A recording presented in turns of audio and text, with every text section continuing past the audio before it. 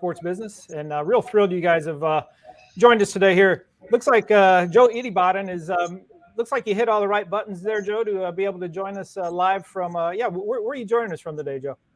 Beautiful Sunrise, Florida. Sunrise, Florida. All right. Well, I'm up in Eagan, Minnesota. And one thing that we'd like to do on these webinars here, just until we gather live and in person, which hopefully we're going to be seeing a lot of you folks here just in another couple of weeks in Atlanta at the Powersports Business Accelerate Conference, which Beyond Creative and Dealer Lead Pro, Joe's company, is proud to be a sponsor of. We're super looking forward to that. But in the meantime, let's get active on this chat here. So if everybody can just take about 10 seconds and pop over to that chat function and just let us know where you're coming from. I'm going to write mine right now. What I want to do is give you my email address just so you have it. If you have any questions as we're going on throughout the webinar, just like that. Again, I didn't put on here, but I'm Hickory. Oh, Jeff Carr, appreciate that, from Honda, North Carolina. I remember meeting Jeff at the Parts Unlimited show right before he was getting ready to launch, and awesome. This is fantastic, guys. Richard from Triumph. Hopefully we'll see a couple of you guys down at the Hyatt Regency in Atlanta, not too far from the Triumph digs down there. Great. All right. See, Joe's even got this thing operating fine here. So this is cool. We're going to be talking BDCs today, as you guys are well aware. Joe does a fantastic job, comes from a extensive background at the dealership level, Riva Motorsports, of course, down in South Florida. So he's been in your guys' shoes, knows what it's like on that dealer end, and has created a thriving business for himself. Chris Brewer, hey man, good to see you. Hopefully we'll see you in a couple of weeks in Atlanta as well. So you guys, I was looking at the registration list. Thanks again, guys. Appreciate everybody with the welcome back. I did have a little short respite there. Tried to see if the grass is greener, but hey, it's not. Powersports Business is where I need to be. Love this industry. So thanks for all the welcome backs. And I know a lot of you guys have done tons of these webinars. Chat's working out. That's where you can just, if you want to comment anything about Joe's presentation, or if you have ideas about BDC topics that you'd like to share with the folks here on the webinar, you can do that there. If you have a question for Joe, pop that into the Q&A. We're going to, as usual, we're going to put some poll questions up. So you guys will see them pop up right on your screen. Takes about 2 seconds, basically, to answer those. They're cool. They're live. They're real time. We'll get you the results after the thing too. And then Joe's been kind enough to provide a little handout at the conclusion of the webinar here. So Joe, man, what's business been like in your life here over the past 12 to 18 months? Oh man, business and life in general has just been crazy, right? I think that I'm not very unique in that regard in comparison to like what everybody else has just recently been going through. I feel like there's a sense, though, as much turmoil as we kind of seen in the industry, that we're kind of one of the luckier ones, right? Like, as I think back, I'm like, man, in a sense, thank God we're like not in hospitality. Yeah. I mean, as I've experienced, there are worse places you can be than in a dealership or in the powersports industry. Just been some fantastic performances for sure at the dealership level over the last 18 months. And whether it's today on the webinar or here in a couple of weeks down in Atlanta at the conference, I'm going to be turning to people like you with your expertise at the BDC level to hopefully bring this, keep this trend going here into 2022 as hopefully inventory, becomes less of an issue. And even if it doesn't, this is an even more important piece of the lead management puzzle. So without further ado, Joe, I'm going to let you get those slides up and running, and look forward to the presentation. Awesome, Dave. Thank you so much. Excited to be here. So just pop in the chat, see if you guys can see the slides okay. You should probably just be seeing the opening slide right now. It says Ultimate Dealer's Guide to Lead Management. So what are you going to learn today out of today's session and webinar, right? We're going to talk about some really important things at somewhat of a high level that not a lot of people think about. And my hopes are that when you come out of this, you walk away thinking, oh, wow, I really didn't think about that. This is a new fresh perspective of a way to look at lead management and lead follow-up what we also commonly call BDC, which is Business Development Center, right? So more concrete bullet points on what I'm hoping you walk away with is how to quickly and effortlessly follow up with qualified leads and get more qualified appointments out of it. How to leverage automation technology to your advantage to do things the right way in being able to sell more vehicles. And as we call it here, Beyond Creative, to sell more fun, right? And how to get more referrals from those existing happy customers that you have and more. And I'll go into the details in just a little bit. So why listen to me? I'm not going to spend too much time on this slide, but I have over 15 years of experience in digital marketing, running an agency. I actually started in automotive, and what has sparked such a passion for me, so I'm very passionate about the outdoor industry in general. So I like anything with engines and anything that's outdoors, boats, jet skis, motorcycles, even things that don't have a motor, like bumper pull travel trailers, you name it, right? It's my passion. And having started in an automotive dealership, which has now grown exponentially, and moving over to a power sports dealer and having the privilege of working with an internationally ranked power sports dealership for a while, it struck me like, wow, the disparity between the resources and the amount of education materials and things that automotive gets in comparison to what we get in power sports, it bothered me, right? And so therein lies why I'm here, why I'm talking to you, what my passion is about. And of course, I've been blessed enough to have opportunities such as write columns for power sports business that have also, come up in boating industry magazines, and collaborations with a lot of other industry leaders that I've been really lucky to work with. Here's some of the dealerships inside of our family that we help, that we currently help either in their lead generation or their lead management initiatives.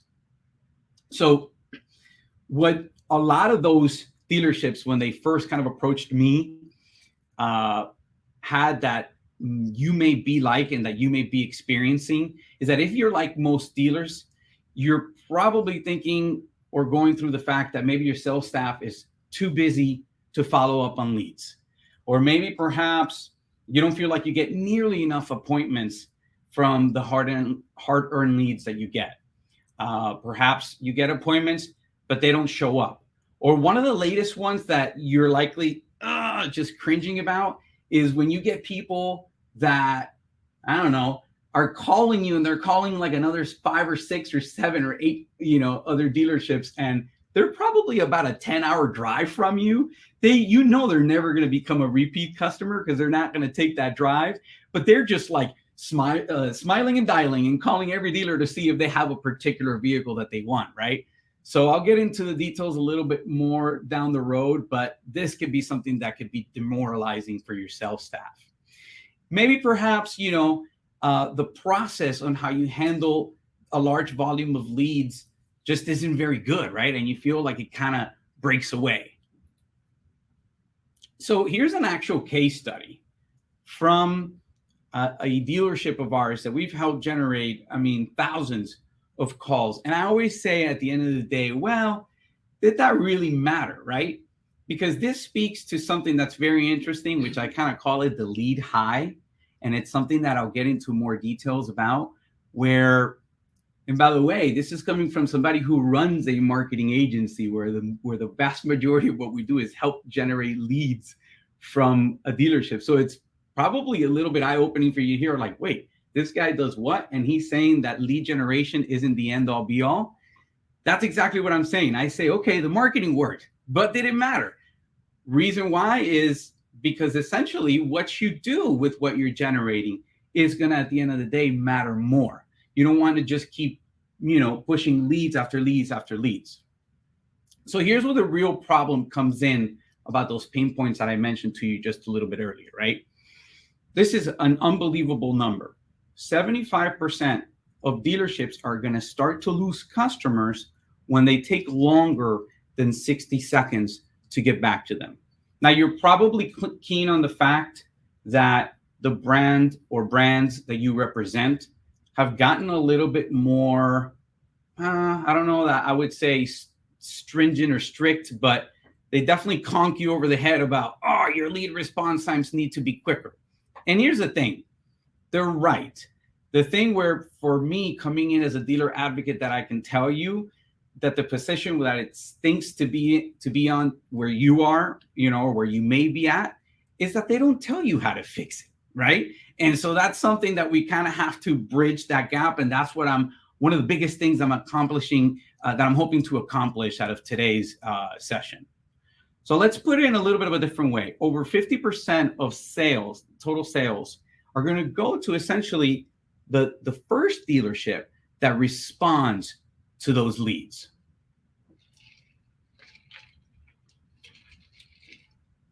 So here's a reason for that. We know statistically, lead response time, right? I mean, look at that graph, 391% if you're within that 1 minute mark of actually replying to a lead. You've got this unbelievable blast that shoots up disproportionate to the way that the graph works later. You're at about 160%, still over 100% in 2 minutes.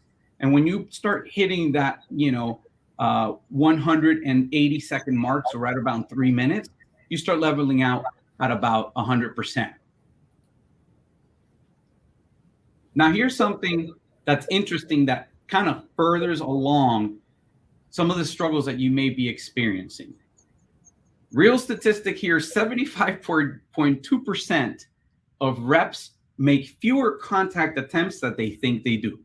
So if you're a sales manager or a general manager or a general sales manager, and you're asking your guys and gals, hey, have you reached out, enough times? Have you reached out quite a few times? Yeah. I reached out to that guy 10 times. And 3 out of 4 will have that 10. It will be inaccurate. It won't be a true representation of how many times they've reached out. That's a huge component. And by the way, it may create a lot of point of contentions within your sales floor, because that's kind of where you always hear sales managers and GMs, oh gosh, man, I can't get through to my sales guys no matter what I do or what I tell them, right?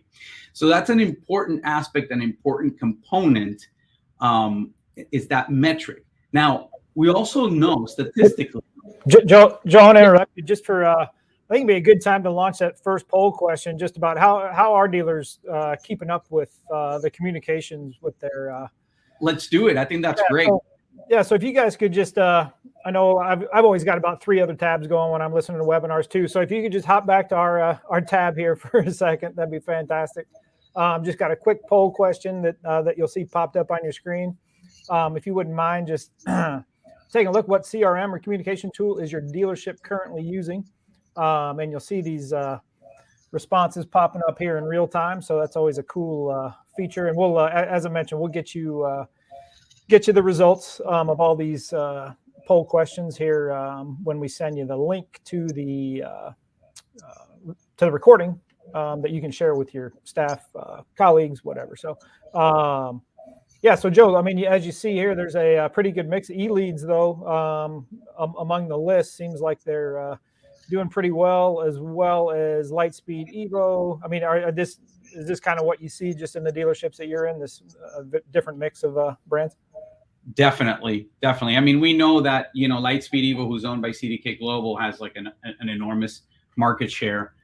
So very oftentimes, typically for like a multi-line dealer, what I see is that they're using usually Lightspeed Evo or a CDK Global product, right? Because their integrations are so seamless, right? And one thing too, when we do have these other questions, sometimes dealers like to jump in that chat, and you can just put CRM dash and then the name of the CRM that you use, just to get people thinking about different brands and ways about doing things. Yeah. So you mean for them to put it in the chat in case. Yeah.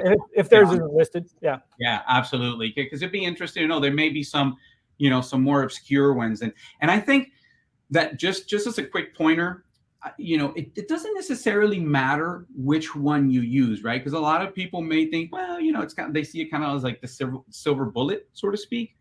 A lot of them have a lot of what you need.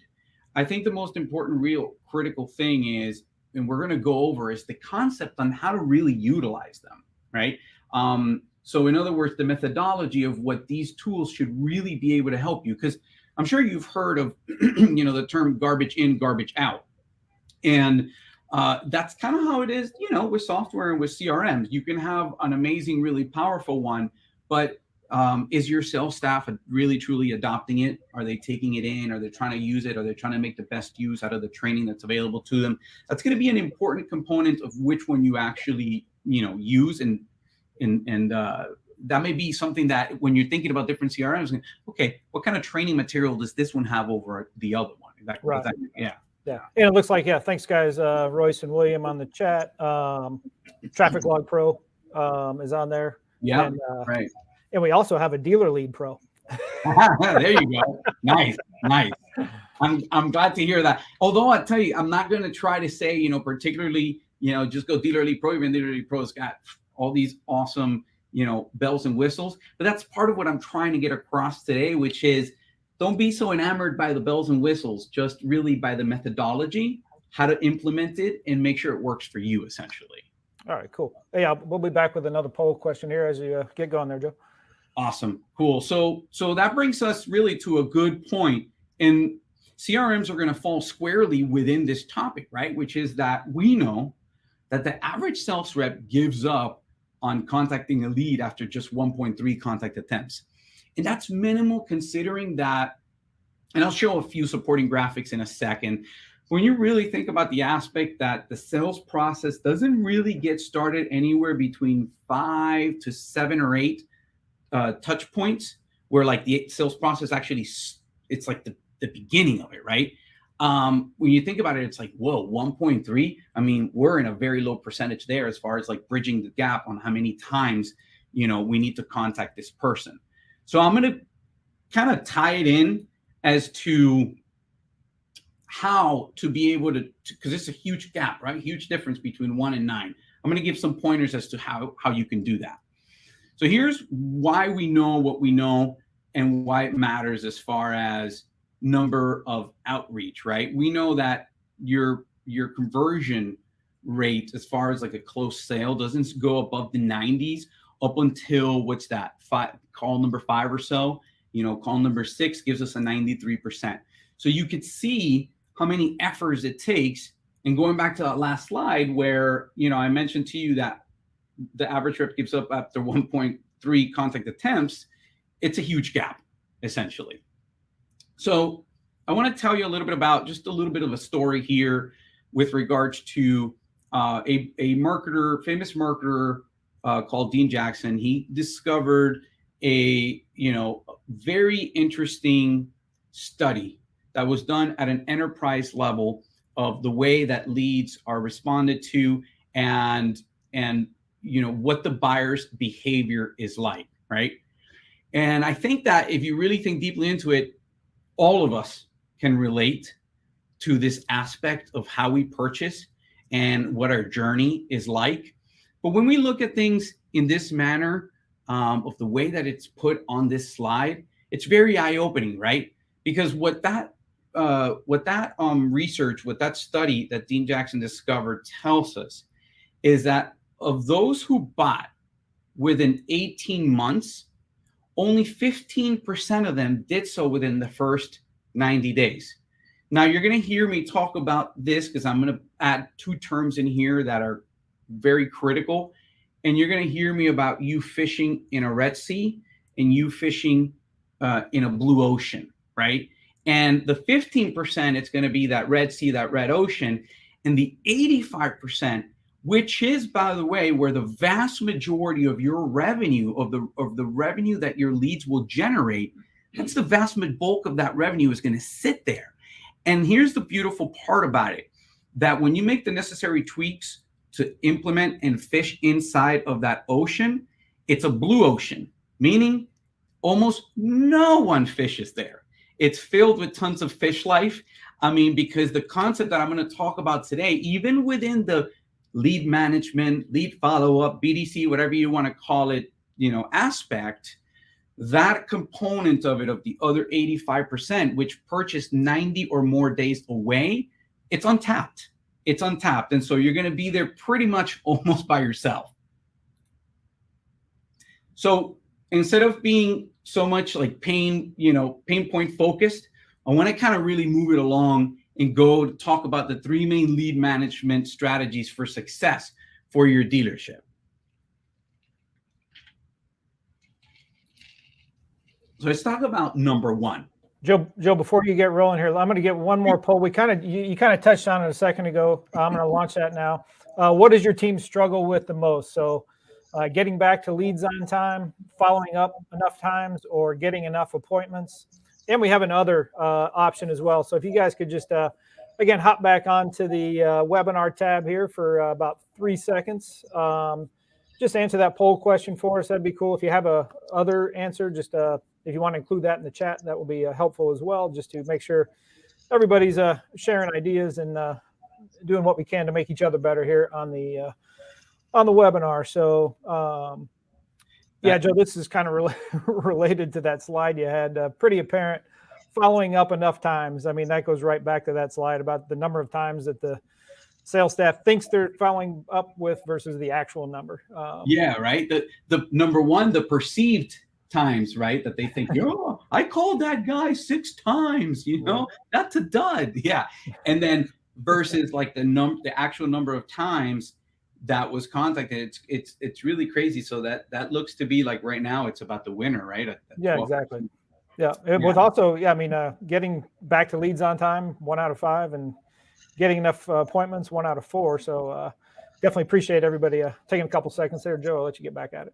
Yeah, absolutely. Thanks, Dave. So let's talk about, let's go solution driven, and let me start telling you about what we talked about at the beginning of the first slides with its, the 3 main components of what's going to make your lead follow-up / lead management / BDC strategy a successful, and not just for the time being. I want to stress to you that this is going to make your strategy successful at a lasting level. And the reason why that is because it's not based on technology. It's not based on numbers. Yes, of course, at the end of the day, we have to be numbers driven and number focused. But one of the things that I've realized with working with so many dealerships and in-house and outsourced is that those that have made a long-lasting impact that transcends, where it's multi-generational, family-owned, some of them are 3-4 generations in, right? It's really exciting and remarkable to see that.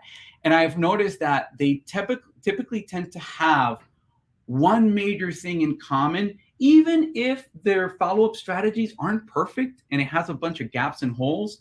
The one thing that they've done in common is that they have put their customers and their leads at the forefront, up and center of how they do things. Okay, so I'm gonna now start turning it a little bit more solution focused and start telling you about how you can do that. Right, the lead follow-up speed and consistency is super critical.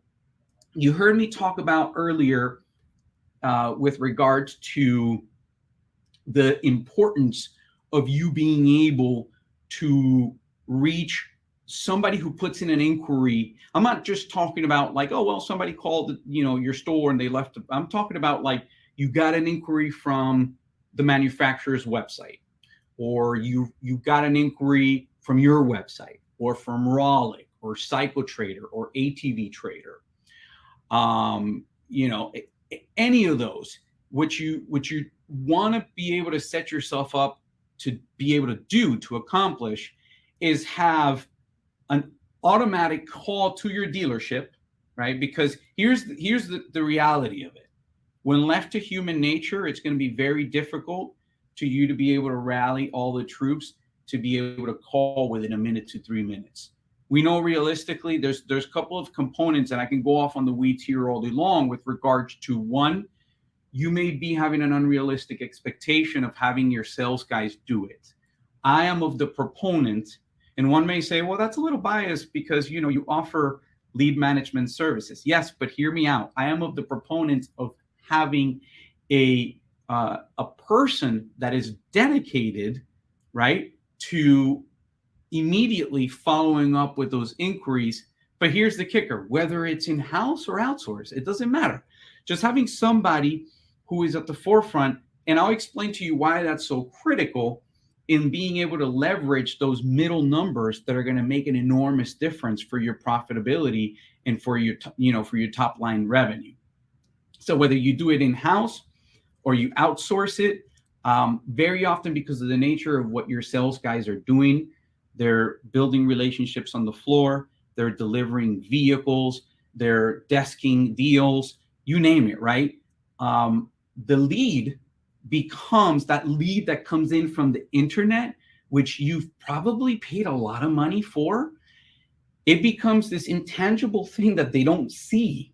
And because they don't see it, they can't feel it and touch it. They essentially, give importance to what's in front of them, which is understandable. It's human nature. I'm not trying to knock on them. So being able to create a way, and there are multiple systems out there that can help you accomplish this, being able to set a form of an automatic lead notification to your dealership that calls a dedicated person or a dedicated line and says, hey, you've got a lead on the line. Their name is Joe. They're interested in a 2021 Road Glide Special. Click any number to be connected, and boom, it essentially tries to dial that lead. That is an important component of what I call that speed to lead. Now, another important component, right? Because we're talking about the now buyers. We're talking about the Red Sea. We're talking about that 15%. Remember that earlier on, I had mentioned to you that over 50% of the business are going to go to those that respond first. So this is why this is so critical. And this is why the manufacturers have been pushing you guys, have been pushing all of us, have been pushing you and, everyone that they can to get quicker and lower the response times of when they get to a lead, because we just know, and the OEMs have got the big bucks when it comes to doing the research, and they've done the research, that over 50% of the sales are essentially going to go to the dealership that replies to that inquiry first.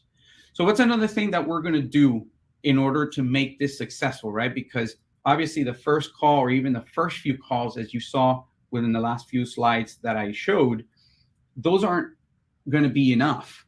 That lead is not going to be a bad lead because you weren't able to get a hold of them after 4 tries. It's just that it's the nature of everything we've got going on. Open rates on emails, for instance, are exceptionally low because it's an indication, not that we don't care, not that we don't want to read, but rather that we get too many emails and that we're too busy.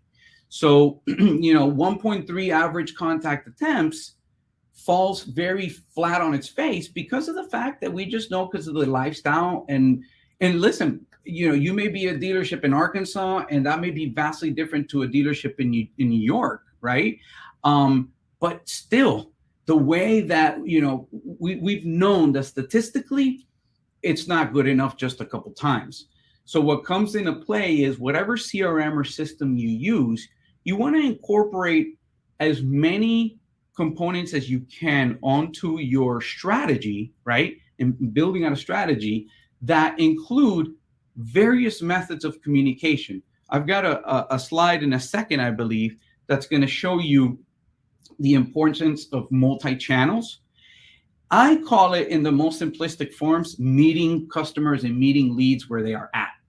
So meaning that, you essentially, it's no longer the times of like, oh, we're just going to smile and dial and that's it.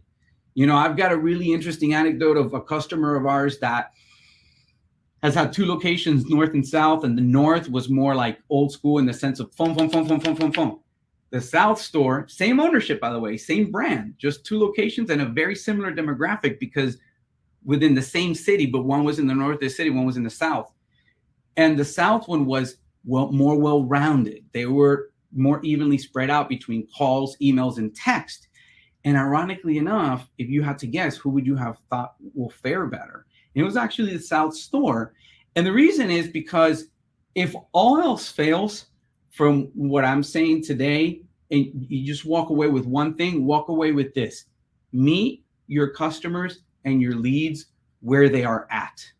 So I know that can mean a lot of different things, but it's essentially really thinking about them in their journey, their needs, so if they're very adamant about talking to you through Google My Business, Facebook Messenger, text message, do it up until the point where you've built trust with them and you've had a very real life conversation and you really warm them up so that by the time they sit in front of your sales guys, they're like, shut up and take my money, and that's the point. It's just really honestly between what I call the twilight of the lead converting on a website to the actual moment where it becomes where they go onto your showroom floor. What should happen in between is a very life-like and human conversation. And in order for that to happen, the things you see on your screen right now are the minimal amount of things that need to happen over a time span of a week or 2 weeks. So meaning that you're reaching out, at first you're casting a wide net. So when the inquiry first comes in, you send out a text, you send out an email, and you attempt to make a phone call. You call multiple times in between that whole, drawn out sequence. And you use text messages, emails, and a carefully crafted message, right? That resonates with your demographic, that resonates. Because remember, I don't have to tell you, BMW riders are vastly different than Indian riders and different than Harley riders, right? They all have a different thought process and mentality process. So one important thing when you're talking to the now buyers, when you're fishing in that Red Sea, so to speak, is to really be able to speak to them at, in a way that connects with them. So you're crafting your message based on where you received that lead and what that lead is interested in, and you're essentially going to talk to them within a channel that they feel comfortable engaging with you on. Do you think I'm nauseating people at this point, Dave? Or no, actually, we got some good interaction here. So Adam just had a question on that point number 3 there with the 5 to 6 automated tasks. How do you do that when most CRMs have to have the customer opt in? What's kind of the X's and O's of making sure you're that's a really good question. Playing on the proper ball field? Yeah, that's a really, really good question. And I don't want to throw eLeads under the bus. They're a great software. eLeads has a very robust communication system. The only part where that's a total downside, right, on eLeads is that eLeads has like a double opt-in.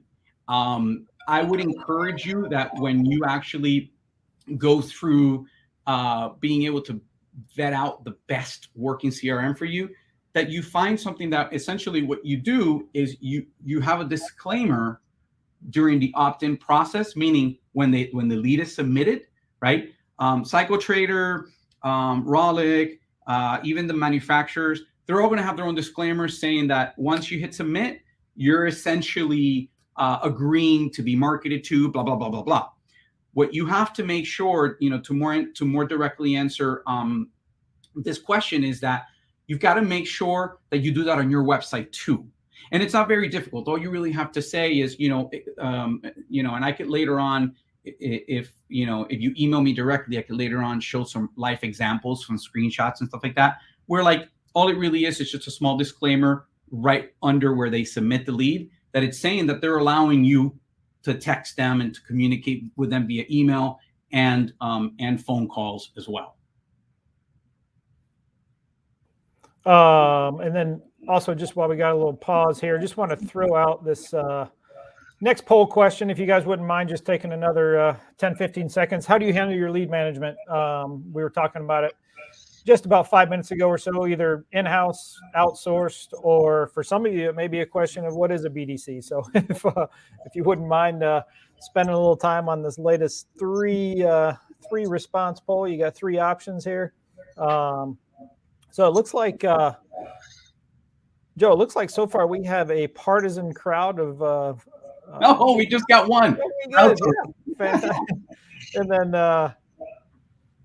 so it's definitely people are doing it in house and apparently want to know all about the great reasons why they might want to consider doing it from an outsource. Yeah. So, here's the thing. The truth of the matter is that because this is exactly what I am.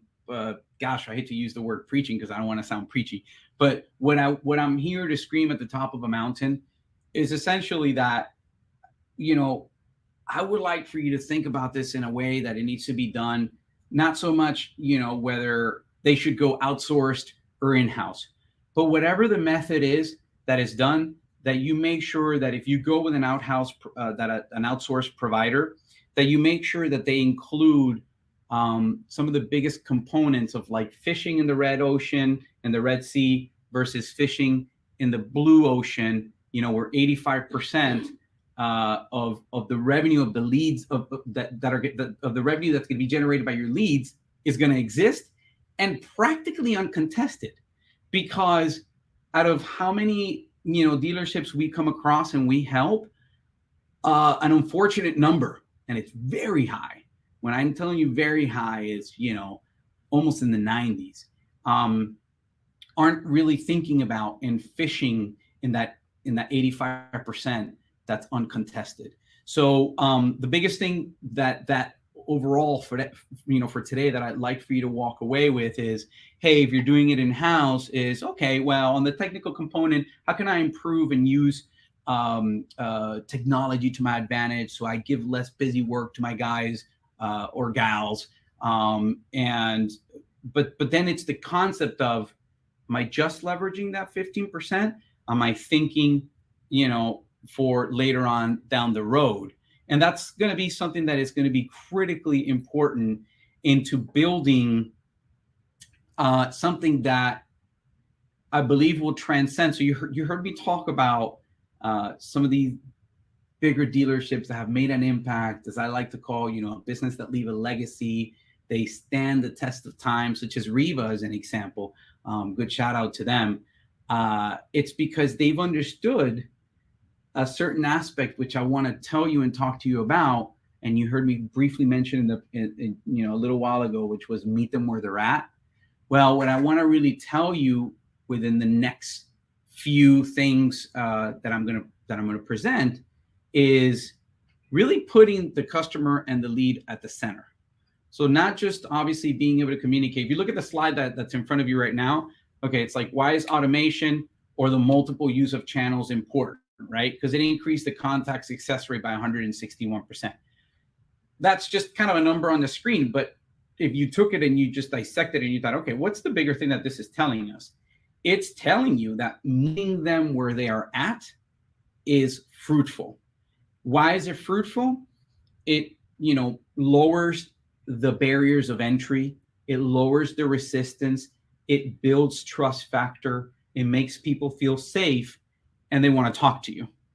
So if you're just completely, and again, whether you're doing it in-house or you're outsourcing it, the idea here is that if you're outsourcing it, you go with an agency that's going to be able to give you these concepts of being focused. I'll give you, because I know, if I talk too much, we'll go over time. So to be respectful of time, I'm going to make it very quick, but a brief anecdote.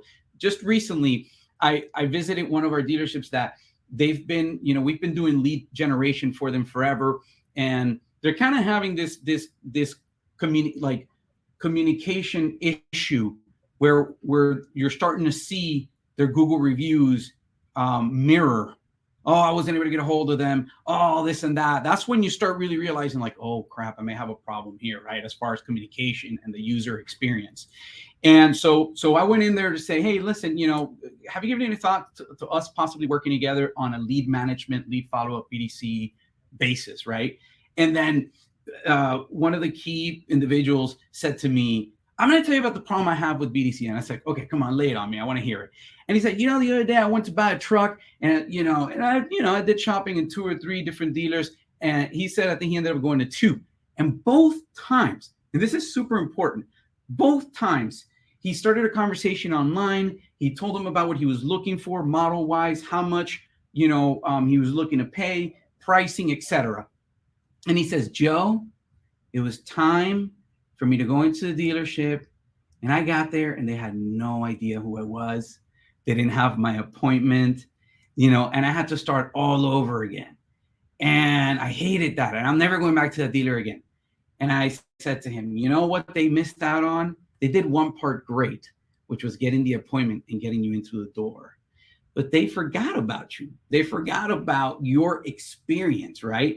And so that's a huge takeaway for you today, which I want to really, really, really, it kind of helps me segue into number 2 of those components that your follow-up strategy really needs to have a relationship-based system.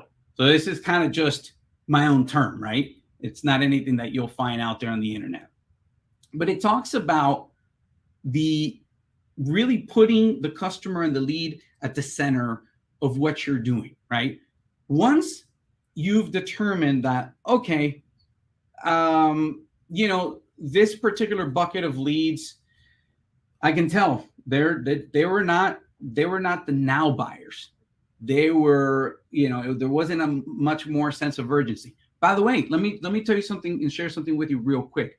The buyer cycle in automotive is somewhere between 7 and 10 days. It's like boom, boom, boom, boom, boom. Got to be, so for us, on average, 6 months.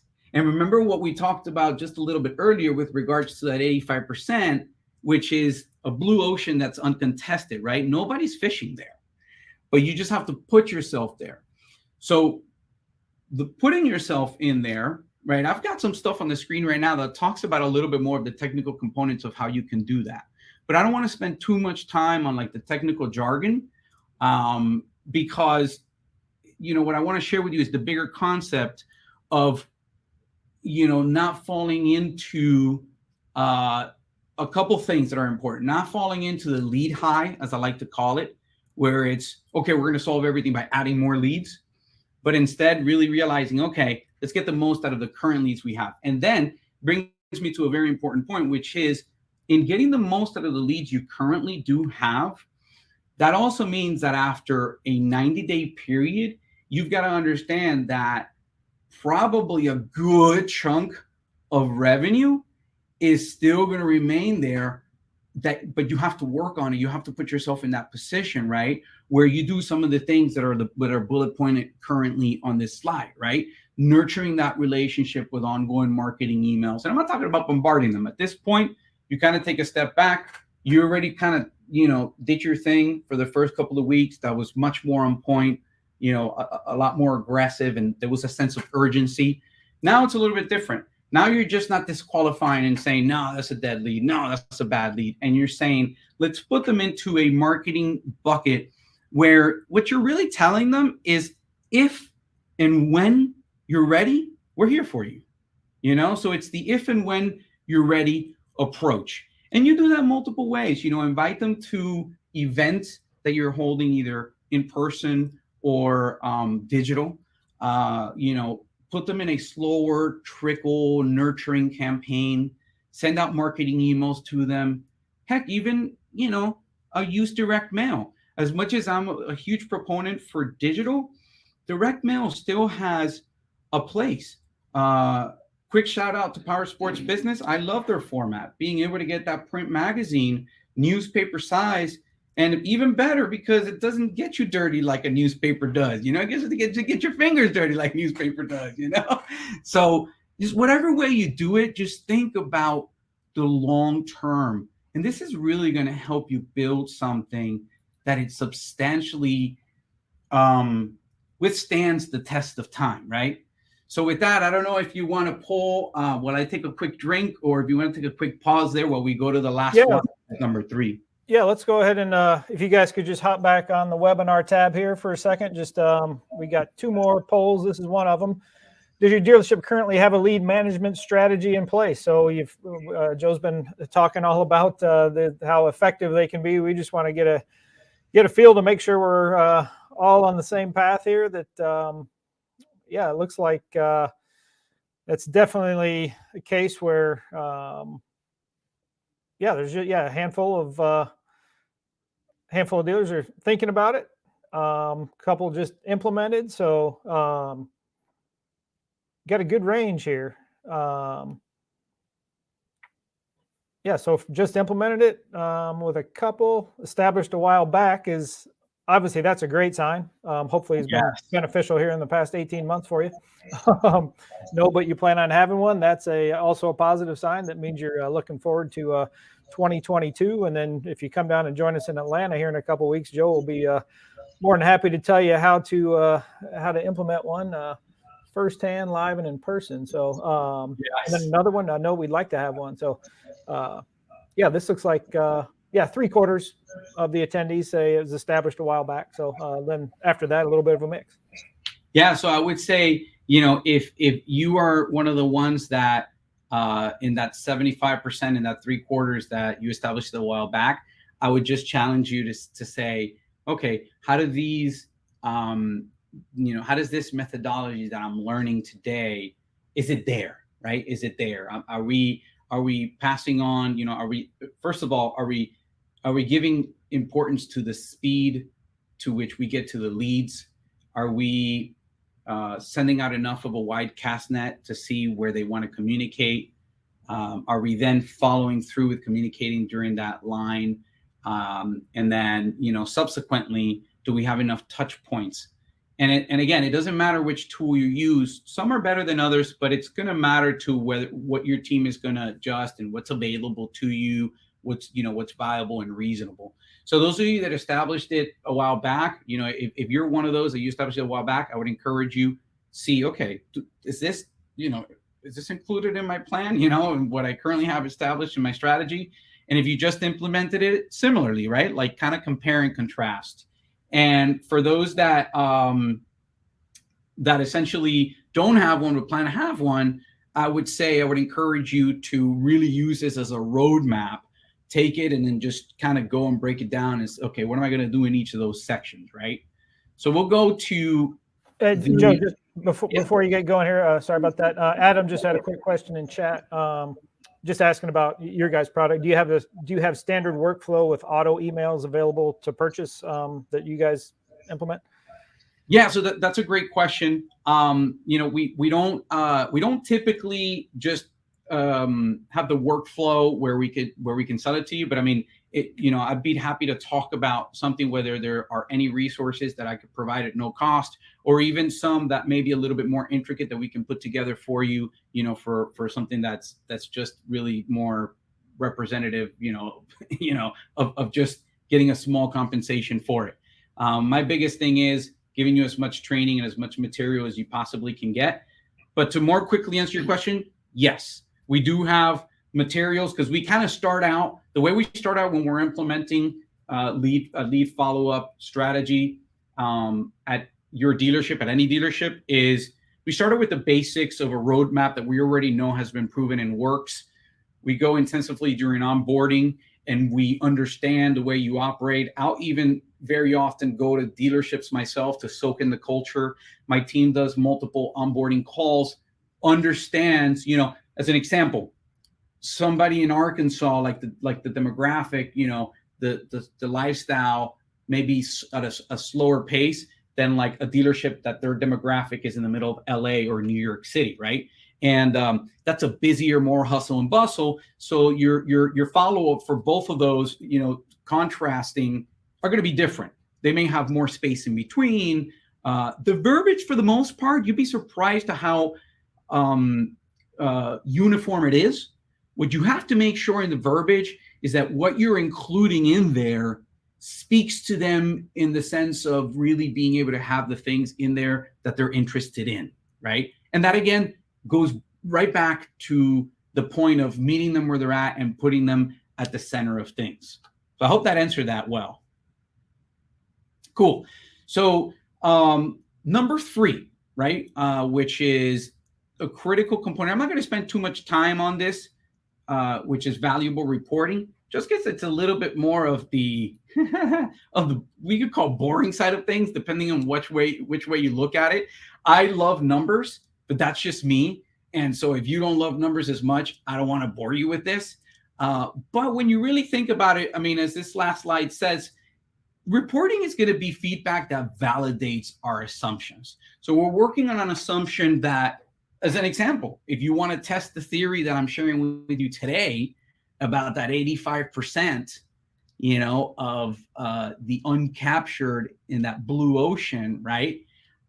Test it. You're going to need that reporting. Reporting is going to be able to give you, in this slide, a lot of the stuff that's in there is just indicative, just a little graphic to look at. But the point is, what you're going to want to look at is, okay, what's the age of the lead? And, when did we convert it? I can share many stories with you of, of dealerships that I didn't start to work with till like 2 years after they first heard about us. And it's totally cool. For me, it's almost like, hey, you know what? That's a benefit. That's a plus. It's really the why of why you're in it. And I think that if a lot of the sales managers, general managers, and particularly the boots on the floor, right? The people on the floor, like the sales staff, if they think to themselves, you know what? I'm here because I want to help people have more fun. I'm here because I want to help them during a life-changing decision of buying something that is going to improve their lives, that is going to change their lives for the better. And, when a lot of the automation and stuff falls in place and you feel less inundated, it creates an atmosphere that allows you to get into that mentality more, where when you finally do take a call and you're like, hey, yeah, and he's asking you questions that are, he or she on the other line is asking you questions that are very specific to the vehicle or whatever the case may be. At that point, your mentality hopefully switches to like, yeah, man, let me tell you all about it. And in the back of your mind, you're hoping and wondering like that you hope he buys from you, right? But if you make it where the most important thing is that you're helping that other person and you make that your why, even if they don't buy within the first 90 days, that's something that you start now building a relationship with for the future. That's why that component, regardless of whether it is the 15% or the 85%, when you have a very human conversation and in the way you approach and talk to your customers and to your prospective customers and leads, it essentially starts building a relationship to a point where, as I mentioned earlier, they can almost go sit in front of the sales guy and go, okay, shut up and take my money, right? So I'm not going to spend too much time on this, but here's why some of the components of having good metrics are important. If you look at something like this on the screen, a lot of people argue and say, hey, leads from Facebook aren't that great. Well, arguably you could say that for this particular follow-up campaign, those leads were working well as far as like doing their job, because it's got, here in the reply rate, you see that it's got a 61.7% reply rate. Then you look at the OEM, which in this case happens to be Polaris, and you've got almost an 87%, right? That tells you that these are relatively high quality leads. What's going to happen is that perhaps out of that 86%, a lot of them aren't ready now, but that's okay. That goes back to that point number 2 that I was telling you about. Keep kind of walking them through and helping them. And if they're not ready now up until 6 months or 12 months or 18 months, you just continue to kind of slow roast them a little bit. You just you put them on the smoker, so to speak, right? So at the end of the day, it'll end up being that much more flavorful, where you're like, all right, man, we've been working together for like 12 months and here you are walking away with your new Harley, with your new jet ski. It's very exciting, and it's going to build, I promise you, lifelong relationships, right? So I don't know if we do have any more polls, or if just so I could take a quick sip and then we jump into the recap. Yeah, we'll get into poll mode. This is going to be the final one here, guys, just to get a feel for at your dealership who's responsible for managing your BDC. We've got a range of options here: sales manager, GM, owner, finance manager. Other, if you want to go on chat and put who that other might be, that'd be a good help too, just to give folks an idea of some other options in the shop as to who's handling these things. That could be helpful. But yeah, this is the last poll, so if you guys wouldn't mind just hopping back on to the webinar tab here for a couple of seconds, and this will be the last one. Then we'll going to be perfect timing here for Joe, making sure we stay cognizant of your guys' time. Hopefully hopefully a bunch of units just arrived at your shop and you need to go unload them. So that's right. That's right. That can be kind of hit or miss these days, it looks like. But hopefully it's not like some of my dealers, have told me like, hey, Joe, the truck arrived and I had one bike on it. We're going to talk all about this though, way more in depth in Atlanta, November 8th to 10th. Powersportsbusinessaccelerate.com. Go ahead and sign up and we'll see you down in Atlanta. Hopefully it's going to be folks just like yourselves. Our registration list has a lot of people who've been on the webinars here with us over the last 18 months and haven't been out and interacting with fellow dealers. So looking at, here it looks like sales manager at like nearly half. Leave it up to the sales manager, Joe. And on the chat, we have, internet sales manager too. That would have, obviously would have come into play. So, definitely sales manager, internet sales manager seems like it's the favored place for the BDC to be helmed. Yeah. That sounds about right. So, all right. Well, let me jump into the recap real quick and tell you about the cost of like just not having a strategy in place, right? We talked about staying in touch with that 15% and also with that 85% at a different rate and doing it differently. But one of the things that you need to know is, oh gosh, these guys are gone forever, not going to buy from me. It's going to be very difficult. And you already spent, probably a lot of money, to generate that lead, that interest, and they very likely may never come back. And there's an off chance that they do, but it's a lost lead forever, lost customer forever. Another painful one is the low quality appointments and the no-shows. One of the things during part number 1 that I failed to share with you, which I think it's important that you take away with you, is that when you're setting up a strategy, usually like first day of outreach for that 15% fishing in the red ocean is cast a wide net with a call, an email, a text, so you could see what they reply with, right? If they're on GMB, if they're on Google My Business chatting with you through there or Messenger, keep doing it up until you've built enough rapport to then be able to transition elsewhere where now you can try to have them come into the store. But one important component of when you do finally say, okay, come on over and you've got an appointment set up, split off and do something that is a sequence to follow up with them to remind them of the appointment. Because the first thing is you sell an appointment and then you have to sell them showing up, right? So real quick, poor customer experience, one of the worst things that you want. That's the total opposite of building a dealership that's going to leave a legacy behind. And of course, inconsistent sales, right? Like you're just not going to be able to predict well. You're going to feel stuck in that high of like, oh, wow, we broke 400, 500, 600 leads a month, but like I asked in the first few slides, does it matter? And the reason why, and a lot of the things that you need to keep in mind here is what we call, here for us, a little inside joke, OEM secret KPIs, right? Which is response time, how quickly you're getting back to them, how many times are you touching them, how many times are you actually able to connect with them and you're getting a reply, what was your appointment ratio like, did you actually get a hold of them, and then how many of them didn't show up. Of course, the ultimate is going to be how many vehicles were you able to sell, but that's a whole another conversation because I'm talking about the methodology and the strategy. So as a dealer, you're going to want a system that is going to be simple, fast, and won't break the bank. That is simple, fast to implement, and won't break the bank.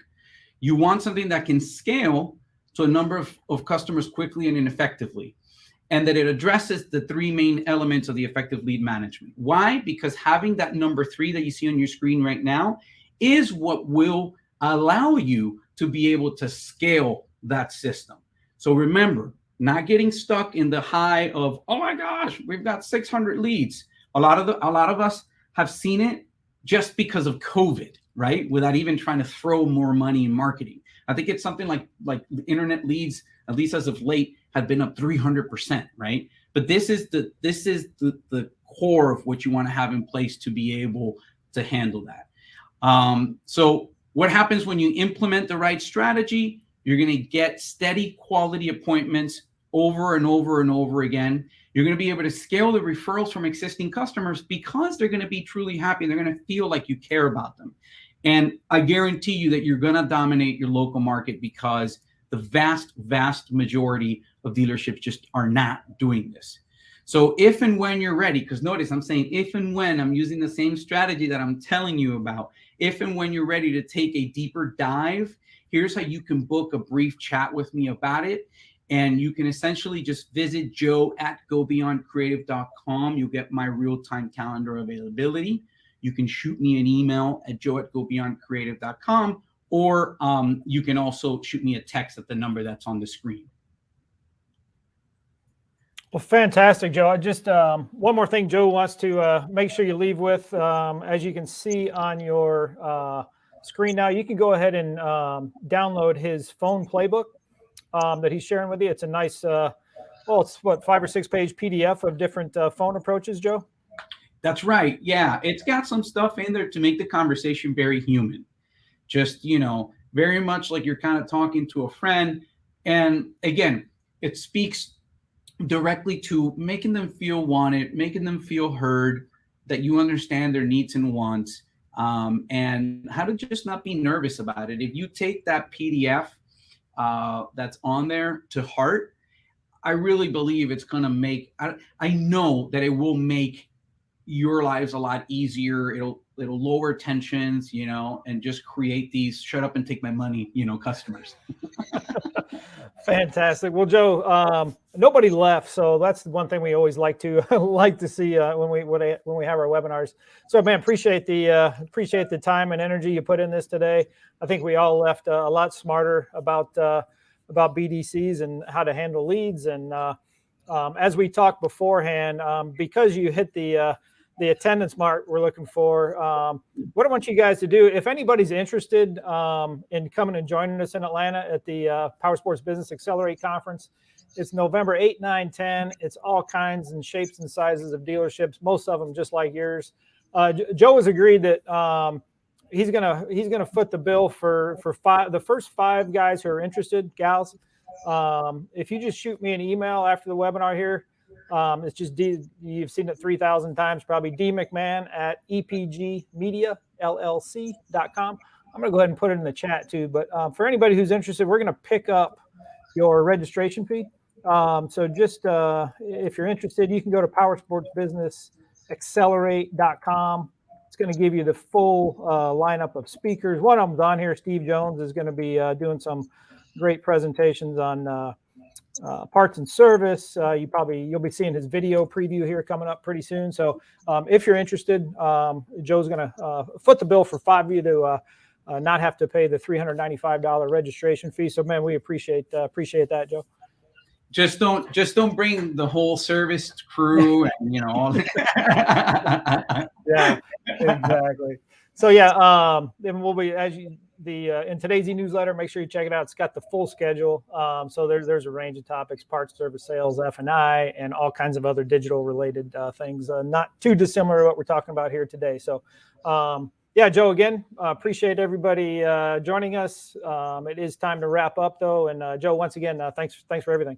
Thank you guys. And yes, Dominique, Joe will be at the conference. They'll have about 15 sponsors. Joe, Beyond Creative and DLP are one of them.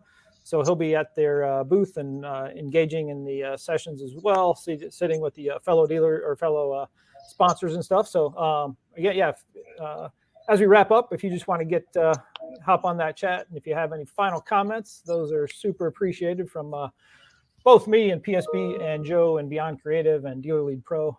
Again, appreciate everything, Joe. Thank you guys so much. It's been an absolute pleasure. It's been an honor. Thank you. Thank you.